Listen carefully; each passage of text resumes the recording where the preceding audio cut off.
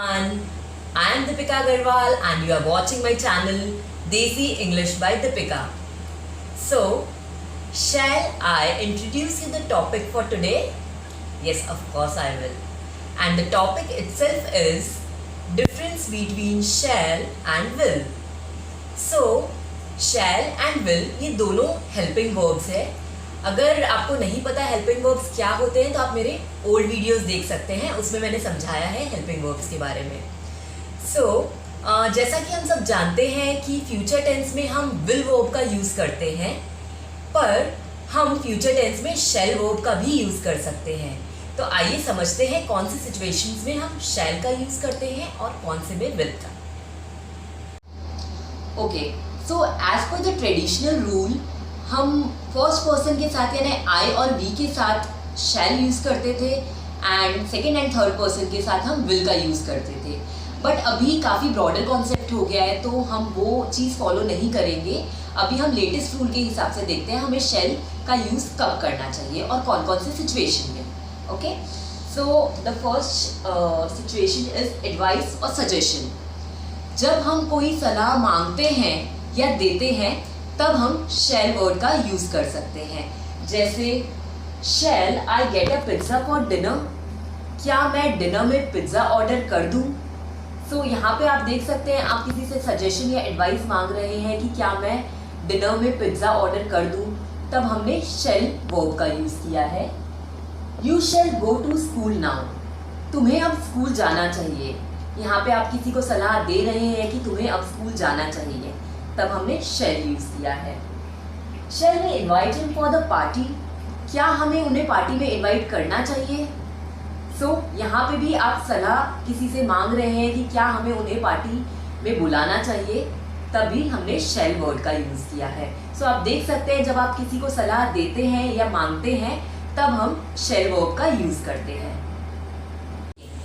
Second is offers, यानी कि जब हम किसी के सामने प्रस्ताव रखते हैं. जैसे shall I take you for a drive, क्या मैं तुम्हें ड्राइव पे ले जा सकता हूँ. यहाँ पे आप देख सकते हैं आप किसी के आगे प्रस्ताव रख रहे हैं, ऑफर रख रहे हैं कि क्या मैं तुम्हें ड्राइव पे ले जा सकता हूँ, तब हम शैल वर्ब का यूज़ करेंगे. Then I shall make the arrangements for you, मैं तुम्हारे लिए अरेंजमेंट्स कर देती हूँ. तो यहाँ पे भी आपने प्रस्ताव रखा है किसी के लिए कि मैं तुम्हारे लिए अरेंजमेंट कर देती हूँ. The bag looks heavy, shall I carry it for you. यहाँ पे आप देख सकते हैं बोला जा रहा है कि बैग बहुत हैवी है, क्या मैं तुम्हारे लिए उसे कैरी कर सकती हूँ. जहाँ पे भी हम किसी को ऑफर करते हैं कोई चीज़, वहाँ पे हम शैल का यूज़ करते हैं. Okay, now the third situation is instructions. जब हम किसी से इंस्ट्रक्शन मांगते हैं या हम किसी को इंस्ट्रक्शन देते हैं तब हम शैल वर्ब का यूज़ करते हैं.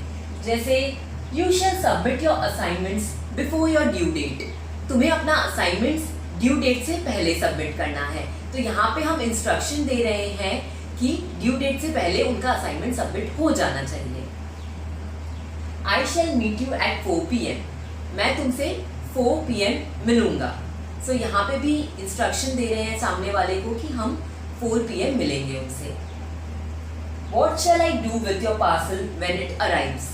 यहाँ पे आप इंस्ट्रक्शन मांग रहे हैं कि जब पार्सल आएगा तो मुझे उस पार्सल का क्या करना है.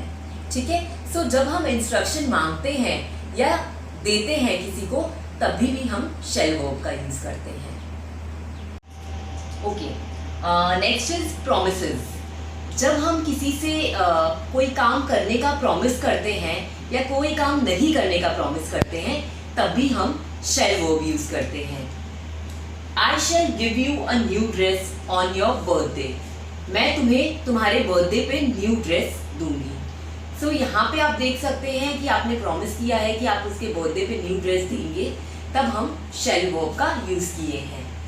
आई shall throw you a grand party if you get promotion, अगर तुम्हें प्रमोशन मिलेगा तो मैं एक ग्रैंड पार्टी थ्रो करूंगी.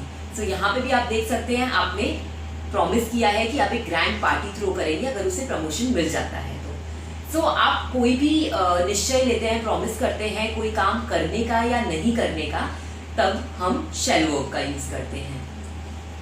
Okay, next situation is confirmation, या फिर हम बोल सकते हैं स्टेटमेंट ऑफ फैक्ट। जब कोई फैक्ट को हम स्टेट करते हैं तभी हम शैल वर्ब का यूज करते हैं।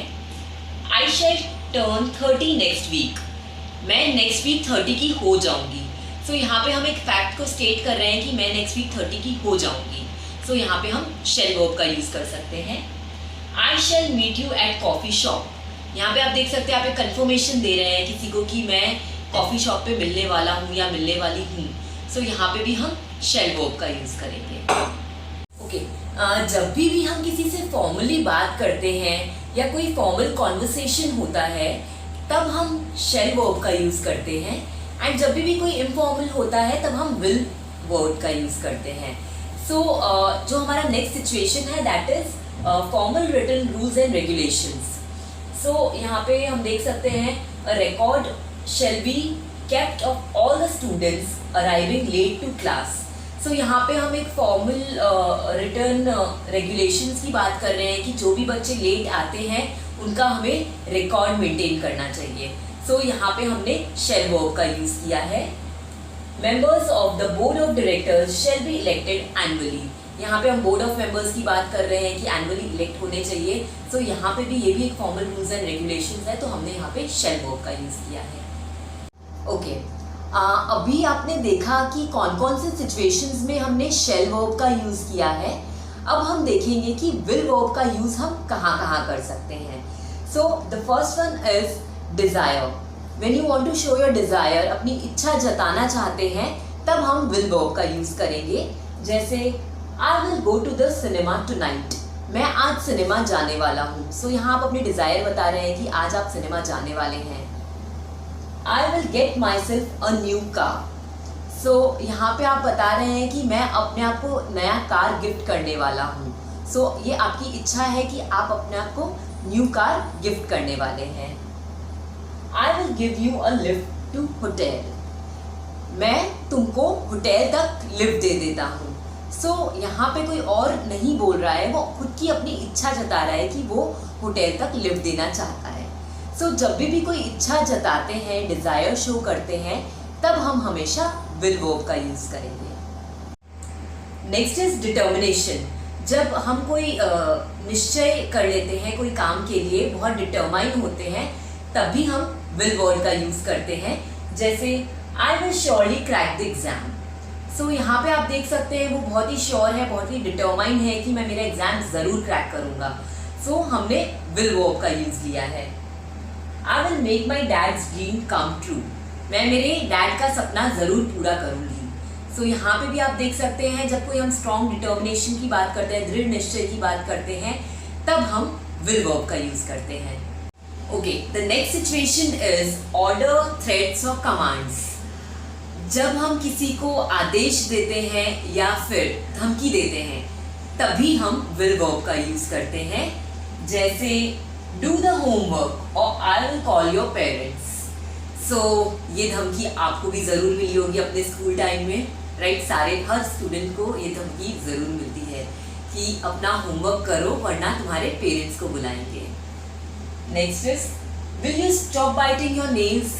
क्या तुम अपना नेल बाइट करना स्टॉप करोगी?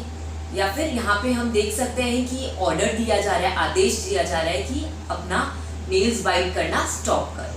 सो जब भी हम कोई आदेश देते हैं या कोई थ्रेट देते हैं कोई काम करने या नहीं करने का, तब हम विल वर्ब का यूज करते हैं। Okay, next situation is conditional consequences. Now what is that? जब हम बात करते हैं ना कि अगर ऐसा होगा तो मैं ऐसा कर लूँगी, वैसा होगा तो मैं वो कर लूँगी, सो इसको हम कंडीशनल कॉन्सिक्वेंसेस कहते हैं। जैसे if it rains I will take my umbrella. So यहाँ पे आप देख सकते हैं हम बात कर रहे हैं कि अगर बारिश हुई तो मैं अपना अम्ब्रेला ले लूँगी। सो यहाँ पे इसको हम कंडीशनल कॉन्सिक्वेंसेस कहते हैं। हम कॉज देख रहे हैं और इफेक्ट देख रहे हैं, राइट? कि अगर ऐसा हुआ तो हम अपना अम्ब्रेला ले लेंगे। Next is will she come to dinner if I invite हर।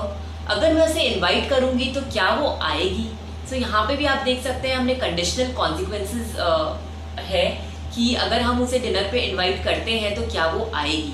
ठीक है, तो जब भी हम ऐसी बातें करते हैं जिसमें अगर हमने ऐसा किया तो ऐसा होगा, इस टाइप की जब बातें करते हैं तब हम हमेशा विल वर्ब का यूज करेंगे। Okay, next situation is promise. Promise वाला सिचुएशन है, ये हमने शैल में भी देखा था कि जब कोई प्रोमिसेस की बात हम करते हैं तो हमने शैल यूज किया था, और ये विल में भी है। So depending on the sentence आप जो भी बना रहे हैं, आप दोनों में से कुछ भी यूज कर सकते हैं। तो हम देखते हैं कि प्रोमिसेस वाले सेंटेंस में हम कैसे विल वर्ड यूज कर रहे हैं। I will never leave you alone, मैं तुम्हें कभी अकेला नहीं छोड़ूंगा। I will always support you when you need me, जब भी तुम्हें मेरी ज़रूरत है मैं हमेशा तुम्हारे साथ रहूँगा। सो आप देख सकते हैं जब भी आप किसी से वादा कर रहे हैं या प्रॉमिस कर रहे हैं तब हमने विल वर्ड का कैसे यूज़ किया है। प्रेडिक्शन, जब भी हम कोई चीज़ के लिए अनुमान लगाते हैं तब हम विल वर्ड का यूज़ करते हैं। जैसे the world will grow a lot in next 50 years। सो यहाँ पे हम देख सकते हैं कि हम यहाँ पे वर्ल्ड के ग्रो होने की बात कर रहे हैं। सो हम प्रेडिक्शन कर रहे हैं कि वर्ल्ड ग्रो होना चाहिए नेक्स्ट 50 years में। सो यहाँ पे हमने विल वर्ड का यूज किया है। Next is who do you think will win the tournament. So यहाँ पे हम देख सकते हैं हम डिस्कस कर रहे हैं दो जन की तुम्हें क्या लगता है टूर्नामेंट कौन जीतेगा। सो यहाँ पे भी हम फ्यूचर का प्रेडिक्शन कर रहे हैं कि कौन जीतेगा, तो हमने विल वर्ड का यूज किया है। तो हमने अभी देखा कि हम कौन कौन से सिचुएशंस में शैल वर्ड यूज कर सकते हैं और कौन कौन से सिचुएशंस में विल वर्ड यूज कर सकते हैं। सो अभी मैं एक इम्पॉर्टेंट स्मॉल पॉइंट्स बताना चाहूँगी। जब हम विल को नेगेटिव फॉर्म में लिखते हैं तब हम विल नॉट को कॉन्ट्रैक्टेड फॉर्म में अपॉस्ट्रोफी डबल एल नॉट करके लिखते हैं या फिर वोंट, ठीक है। वैसे ही हम शैल को शैल नॉट या फिर ये कॉन्ट्रैक्टेड फॉर्म में इस तरह नहीं लिखा जाता है, इसको हम शांट ऐसे भी लिख सकते हैं। सो ये इसका नेगेटिव फॉर्म आ गया लिखने का कि हम कैसे से नेगेटिव फॉर्म में लिख सकते हैं। ओके, नाउ आई होप आपको शैल एंड विल का कॉन्सेप्ट क्लियर होगा। अगर आपको कोई भी डाउट हो तो do drop your comment in the comment box, and कोई भी क्वेरी हो तो आप ज़रूर पूछ सकते हैं। एंड अगर आपको वीडियो पसंद आया हो तो do like it and subscribe it. Thank you for watching my video. Have a productive day.